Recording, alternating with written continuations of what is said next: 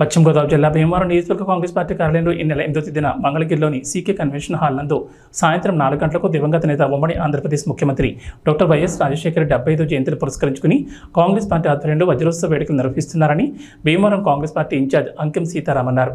ఈ సందర్భంగా మాట్లాడుతూ పీసీసీ అధ్యక్షురాలు వైఎస్ షర్మిలారెడ్డి అధ్యక్షతన జరిగే కార్యక్రమానికి జాతీయ కాంగ్రెస్ అధ్యక్షులు మల్లికార్జున ఖర్గే, తెలంగాణ ముఖ్యమంత్రి రేవంత్ రెడ్డి తదితర రాష్ట్రాల నుంచి పార్టీ సీనియర్ నాయకులు హాజరవుతున్నారని వివరించారు. ఆయన పుట్టినరోజును పురస్కరించుకుని భీమవరం నియోజకవర్గంలో కూడా పలు సేవా కార్యక్రమాలు నిర్వహించనున్నామన్నారు. ఈ వేడుకను పురస్కరించుకుని భీమవరం కాంగ్రెస్ పార్టీ కార్యాలయంలో అంకెం సీతారాం ఆధ్వర్యంలో వజ్రోత్సవ పోస్టర్లను ఆవిష్కరించారు. కాంగ్రెస్ పార్టీ ఆధ్వర్యంలో మా ప్రీతమ నాయకులు, ముఖ్యమంత్రి వర్యులు, మాజీ దివంగత నేత స్వర్గీయ రాజశేఖర రెడ్డి గారి 75వ జయంతి ఉత్సవాలని మా కాంగ్రెస్ పార్టీ ఆధ్వర్యంలో ఎంతో ఘనంగా విజయవాడలో 8వ తారీఖున సీకే కన్వెన్షన్ హాల్లో 4 గంటలకి వజ్రోత్సవ వేడుకలు ఘనంగా జరగనున్నాయి.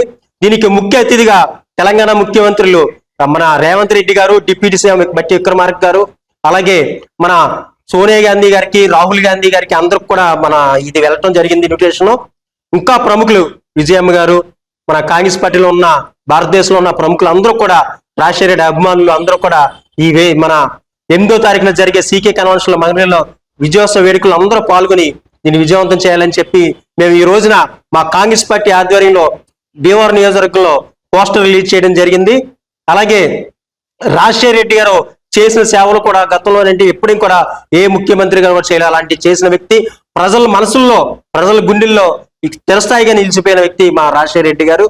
కాంగ్రెస్ పార్టీ ఉండగా రాజు, ఆరోగ్యశ్రీ, 108లు ఎప్పుడు కూడా ప్రజల్లో స్థిరస్థాయిగా ఆయన మనసులో ఉంటారని చెప్పి చేసుకుంటూ మన జయంతి ఉత్సవాలను అందరూ కూడా, మన రాజశేఖర రెడ్డి గారి జయంతి ఉత్సవాలను అందరూ పాల్గొని విజయవంతం చేయవలసిందిగా కోరుచున్నాం.